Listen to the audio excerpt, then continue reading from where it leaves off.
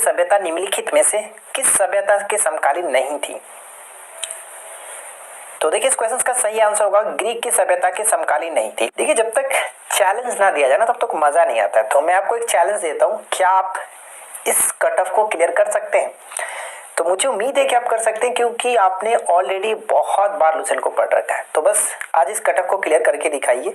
General category 26, BC category के लिए 24, SC के लिए 21 और एसटी के लिए 23। इतना आप कर लीजिए तो मुझे यकीन होगा कि आप काफी अच्छे तरीके से प्रिपरेशन कर रहे हैं। ठीक है, वीडियो अगर पसंद आए, क्वेश्चन अच्छे लगे तो लाइक कर दीजिएगा, साथ ही साथ चैनल को सब्सक्राइब करके रख लीजिएगा, क्योंकि रोजाना इस तरह की आपको मॉक टेस्ट यहाँ पे मिलती रहेंगी। तो चलिए इस वीडियो को हम आगे बढ़ाते हैं। आपने डेफिनेटली क्वेश्चंस को पढ़ रखा है, कोई दिक्कत इसमें नहीं है, कोई शक नहीं है, मुझे पता है। ठीक है, तो बस क्वेश्चंस का राइट आंसर बताइए और कट ऑफ को क्लियर करके दिखाइए। सूची 1 को सूची 2 के साथ सुमेलित करना है। तो बताइए कि कौन सा शहर जो था वो किस नदी के किनारे बसा हुआ था? कौन यहाँ पे सही तरीके से मैच करेगा?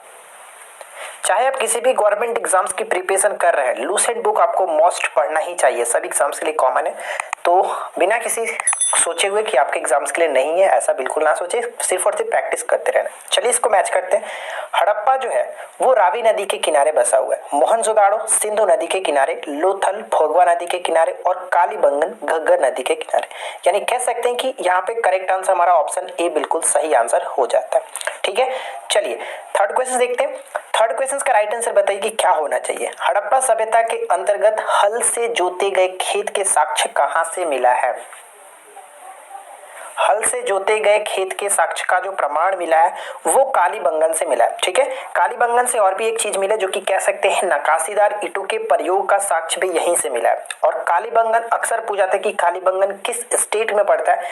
राजस्थान आपको याद रखना है। ठीक है, नेक्स्ट क्वेश्चन बताइए। प्राचीन भारतीय भौगोलिक मान्यता के अनुसार भारतवर्ष किस द्वीप का अंग था? काफी अच्छे अच्छे क्वेश्चंस मैंने यहाँ पे सेलेक्ट किए जो कि एग्जाम्स में डेफिनेटली पूछे जाते हैं और ऑलरेडी कई बार पूछे भी गए हैं। तो सही आंसर होगा जम्बू द्वीप, ऑप्शन बी को टिक करेंगे। अगला क्वेश्चन का राइट आंसर क्या होना चाहिए कि भारत की मुख्य भूमि का दक्षिणी सीमा है? ध्यान दीजिएगा, भारत की मुख्य भूमि का दक्षिणी सीमा कौन सा है? क्या होगा सही आंसर? देखिए अगर हम अकॉर्डिंग टू मैप के अगर देखें यहाँ पे तो हमारा दक्षिणी भूमि यहाँ पे पड़ता है और यहाँ पे अगर करेक्ट आंसर हम देखें तो क्या होगा 8 डिग्री 4 मिनट उत्तरी अक्षांश। ठीक है, उत्तरी अक्षांश। और अगर हम इस छोर को देखें ये आपका हो गया, ठीक है, यानी कि भारत के दक्षिणी सीमा ये हो गया साउथ और ये आपका नॉर्थ पोल हो गया। तो अगर हम नॉर्थ में देखें तो ये हमारा जो बनता है वो क्या है? तो वो हमारा कह सकते हैं कि 37 डिग्री 6 मिनट उत्तरी अक्षांश। ठीक है, उसी तरह से अगर ये हमारा ईस्ट है तो ये हमारा वेस्ट होगा और इस तरह से देखें तो ये हमारा जो मैप का अकॉर्डिंग देखें तो ये कह सकते हैं कितना होता है 68 डिग्री। ठीक है, 68 डिग्री 7 मिनट से लेकर के यहाँ पे कितना आता है 97 डिग्री 25 मिनट। ठीक है, इस तरह से याद रख सकते हैं कि 97 डिग्री यहाँ पे 97 डिग्री 25 मिनट आप इस तरह से याद रख सकते हैं, जो कि ये पूर्वी देशांतर हुआ। इस तरह से आपको याद रखना है, ये आपका उत्तरी अक्षांश होता है और ये हमारा जो था पूर्वी देशांतर होता है। क्लियर? अब यहाँ पे क्वेश्चन और पूछा जाता है कि उत्तर से लेकर के दक्षिण तक की कुल दूरी जो है वो कितनी है? ठीक है, कुल दूरी कितनी होती है? तो उत्तर से दक्षिण तक की कुल जो दूरी होती है वो होता है 32-14 किलोमीटर। ये याद रखिएगा 32-14 किलोमीटर। ठीक है, और अगर हम यहाँ पे देखिए पूरब से पश्चिम की तरफ जो हमारा डिस्टेंस होता है वो टोटल कितना होता है? तो 29-33 होता है। ये आपको याद रखना है। ठीक है, ये थोड़ा सा नोट है, आपको याद रखिएगा। चलिए फिलहाल हम बढ़ते हैं अगले क्वेश्चन की तरफ। अगला प्रश्न है कि भारतीय मानक समय आधारित है।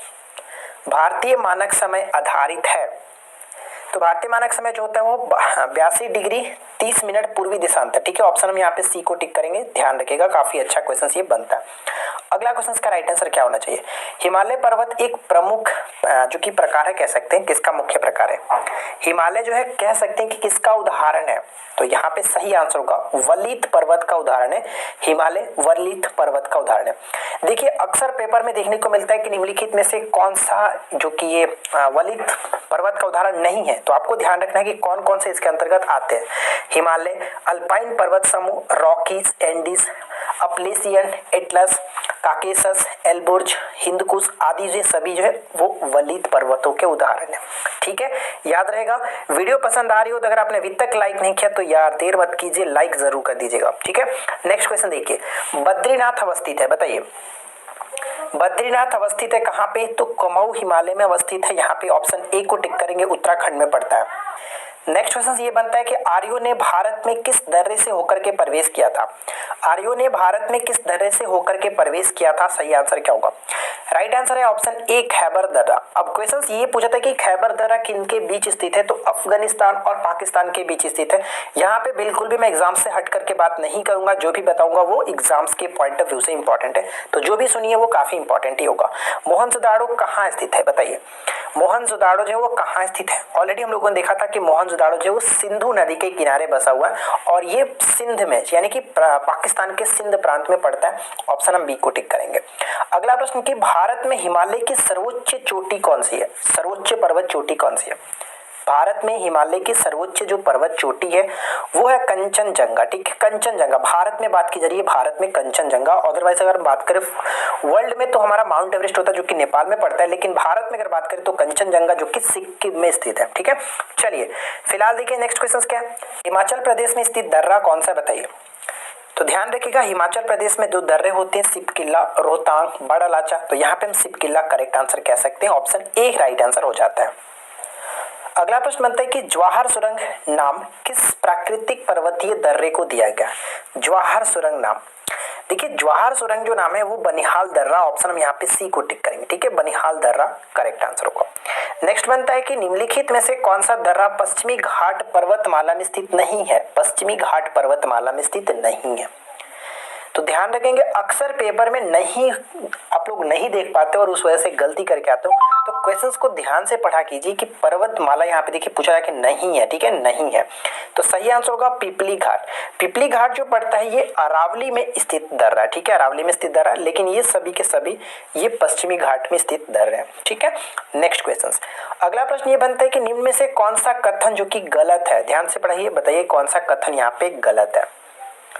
चलिए हम एक एक करके देखते हैं। प्रकाश वर्ष दूरी का मात्रक है, जो कि बिल्कुल सही है। ध्यान रखिएगा प्रकाश वर्ष जो वो दूरी का मात्रक है।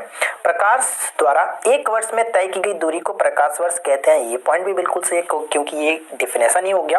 ठीक है, थर्ड पॉइंट की बात करें तो एक प्रकाश वर्ष में 9.46 गुने 10 के पावर में 12 मीटर, क्या ये सही है?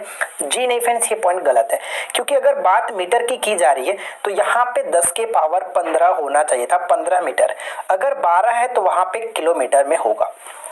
बात समझ में आ गई? तो यहाँ पे क्यों गलत है आपने समझ लिया, तो ऑप्शन हम सी को टिक करेंगे जो कि पॉइंट गलत है। फोर्थ पॉइंट क्या कह रहा है कि खगोलीय दूरी को मापने की सबसे बड़ी इकाई जो थी वो पारसेक होती है, ये पॉइंट भी याद रखेगा। यानी कह सकते हैं कि दूरी मापने की सबसे जो बड़ी इकाई है वो पारसेक है।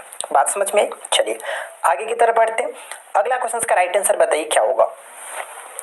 सूची 1 को सूची 2 के साथ सम्मिलित कीजिए और बताना है आपको कि यहाँ पे सही उत्तर क्या होगा। यहाँ पे यूनिट दी गई है और उसके साथ मैच करना है कौन किसके साथ सही तरीके से मैच होगा। देखिए त्वरण का मात्रा अगर हम बात करें तो मीटर प्रति सेकंड स्क्वायर होता है, यानी कि फर्स्ट का 4 के साथ होना चाहिए। तो फर्स्ट का 4 के साथ सिर्फ और सिर्फ एक ही ऑप्शन दिख रहा है, बिना सोचे समझे ऑप्शन डी को टिक कर सकते हैं, कोई दिक्कत नहीं है। लेकिन आप सभी को याद रखिएगा क्योंकि हो सकता है कि पेपर में अलग अलग भी पूछ ले। ठीक है, तो बल का मात्रक क्या होता है? न्यूटन होता है, याद रखेंगे। कार्य की बात करें तो कार्य का मात्रक जूल होता है, उसी तरह से आवेग का मात्रक क्या होता है? Newton second. तो ये सभी चीजें जो कि अलग अलग आपको याद रखनी है। अगला प्रश्न देखिए क्या है कि निम्नलिखित में से कौन सा एक सुमेलित नहीं है? तो कौन सा एक सुमेलित नहीं है?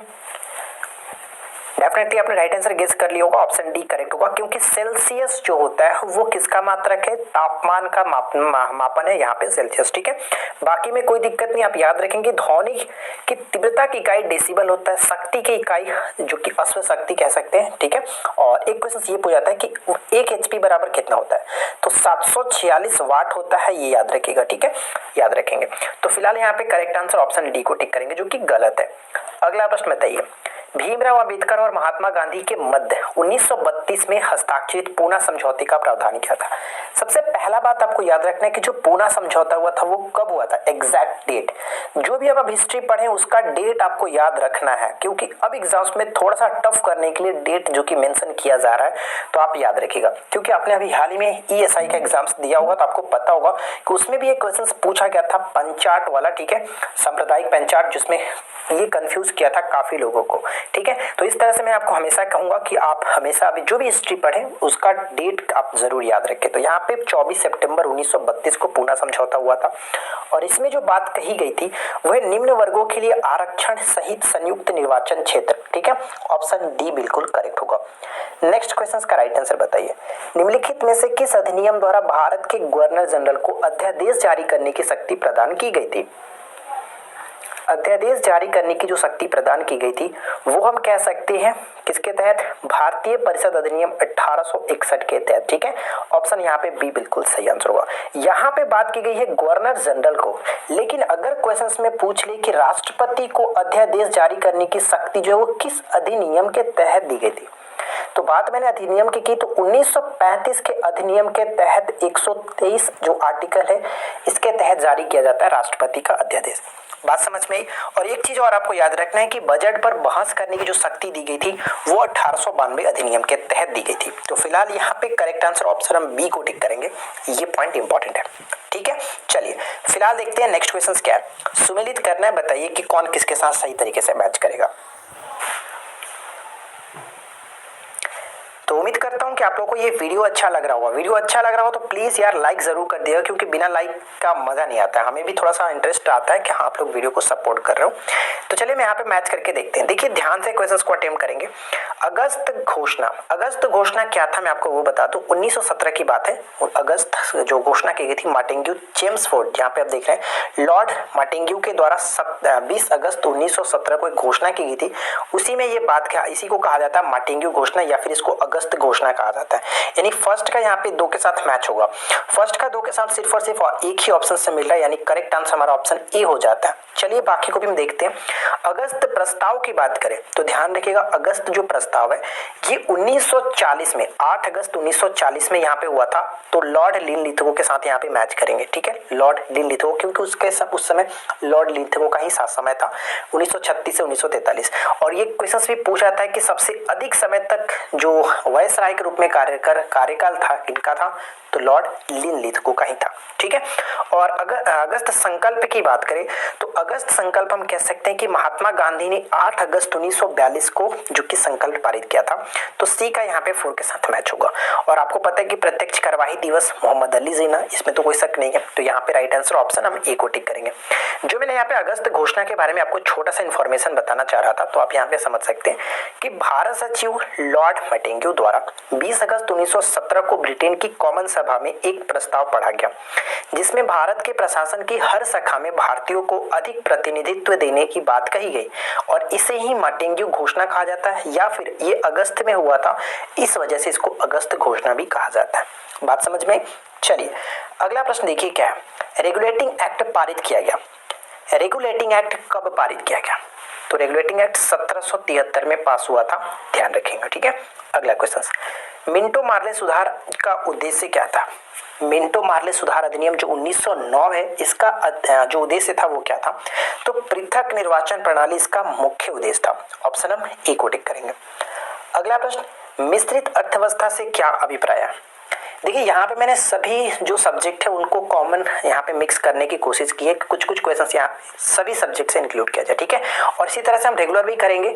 तो अगर आपका सपोर्ट रहा और आपका रिस्पांस अच्छा रहा तो हम इस क्वेश्चंस को और भी थोड़ा सा इंक्रीज कर सकते हैं। लेकिन आप नीचे कमेंट करके जरूर बताइएगा कि आपको ये छोटा सा वीडियो कैसा लगा।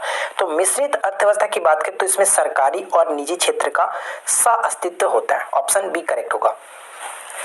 नेक्स्ट वन ये बनता है कि आर्थिक विकास के दृष्टिकोण से भारत की गिनती होती है।